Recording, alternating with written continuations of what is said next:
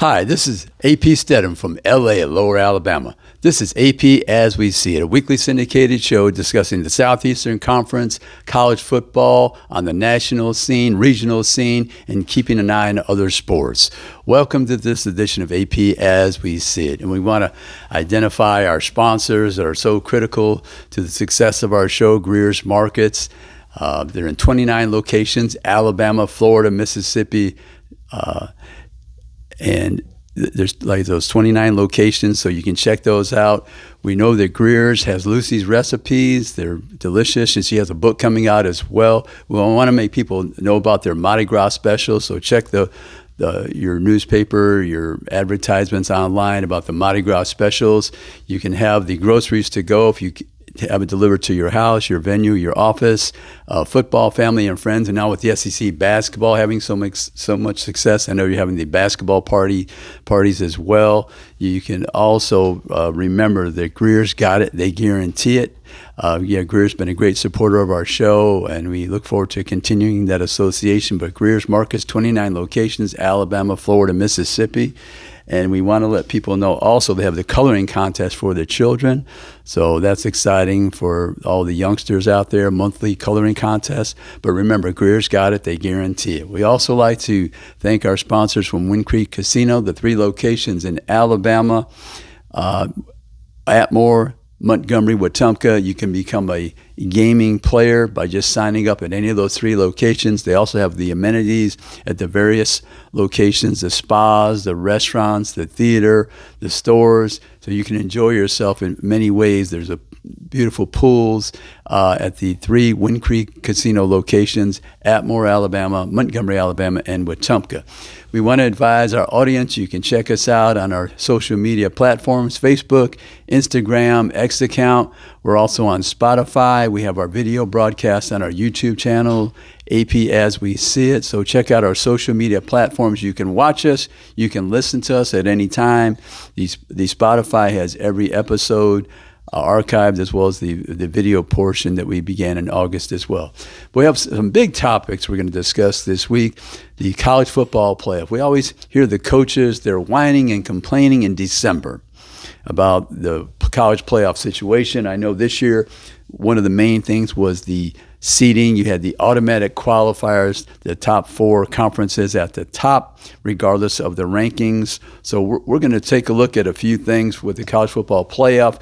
They have the same contract for 2025. If anything has changed, it has to be unanimous among the 10 conferences, plus Notre Dame. The 10 conferences, the Atlantic Coast Conference, the American Athletic, the Big 12, the Big 10, Conference USA, Notre Dame, as I mentioned, the MAC, Mid-American Conference, the Mountain West, the SEC, and the Sun Belt.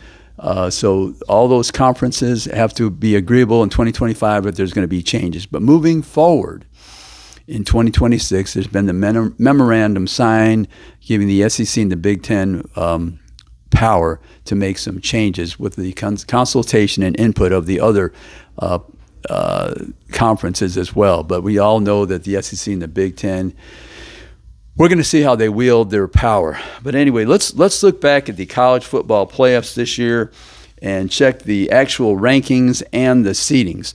The actual seeding, we had Oregon out of the Big Ten, number 1, Georgia out of the SEC, number 2, Boise State out of the Mountain West, number 3, Arizona State from the Big 12 was number 4. Texas out of the SEC, number 5. Penn State out of the Big 10, number 6. Notre Dame, in the independent, of course, number 7. Ohio State, the eventual national champion, out of the Big 10, number 8. Tennessee out of the SEC, number 9. Indiana out of the Big 10 was number 10. SMU out of the Atlantic Coast Conference was 11. And Clemson out of the Atlantic Coast Conference was 12.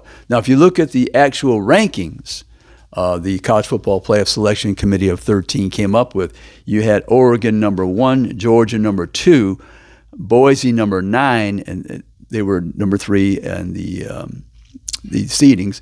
Arizona State number 12, actually number 4 in the seedings. Texas was number 3, they were number 5 in the seedings.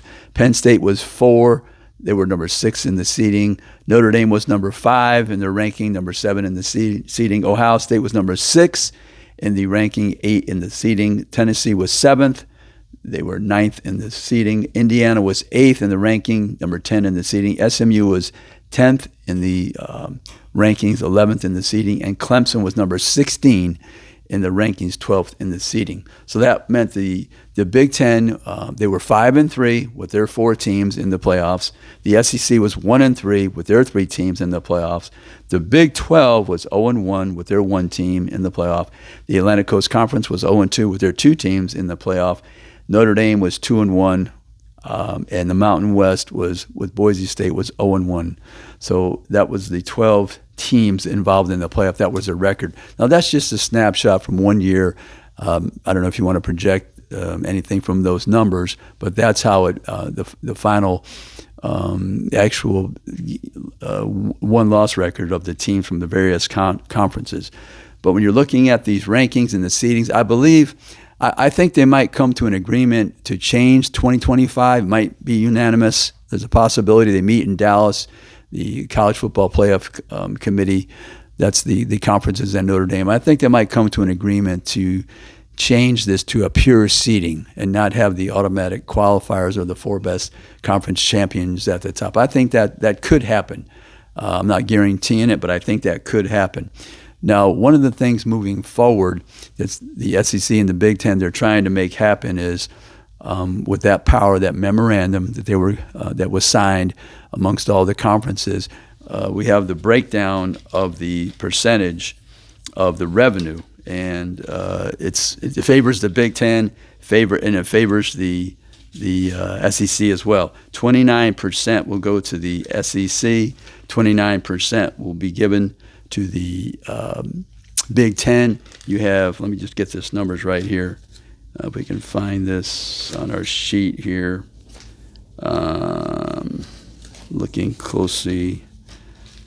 29% for the Big Ten, 29% for the SEC, 17% to the ACC. The Big 12 has 14.7%. The Group of 5 has 9%. Notre Dame has the 1%, and the rest of the money goes to the other teams. Also, when we're looking at this proposal that would happen in 2026 moving forward, you're looking at the SEC having 4 automatic qualifiers. You're looking at the Big Ten have four automatic qualifiers. The ACC 2 automatic qualifiers. The Big 12 2 automatic qualifiers. The Group of 5 1 automatic qualifier, and Notre Dame is the automatic qualifier as long as they're 14th or above. So if you look at those numbers, that would give you 14 teams. So it would be an increase from 12 to 14. Now there's a possibility it could move to 16.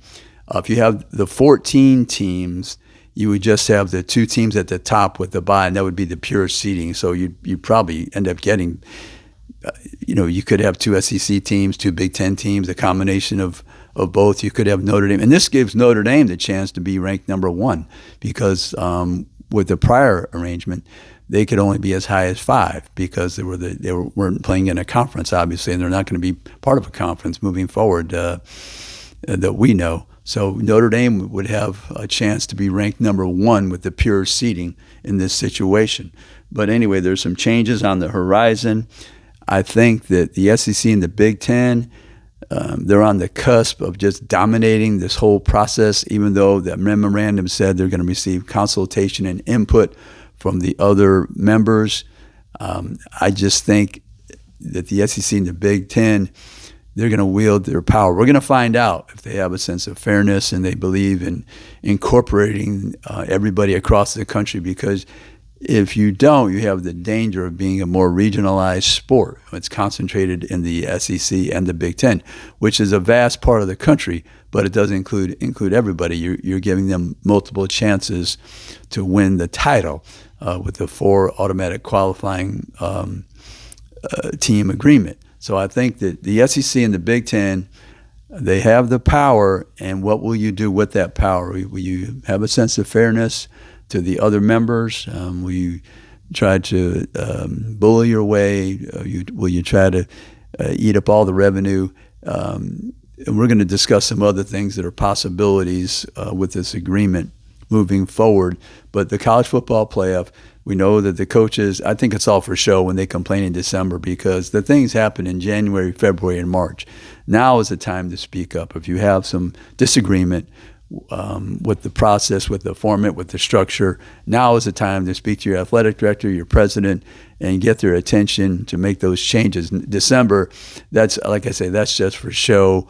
Maybe to your fan base that you want to complain about the situation. Maybe you weren't selected, you weren't happy with your seating. But anyway, we're going to be right back after these messages with AP as we see it.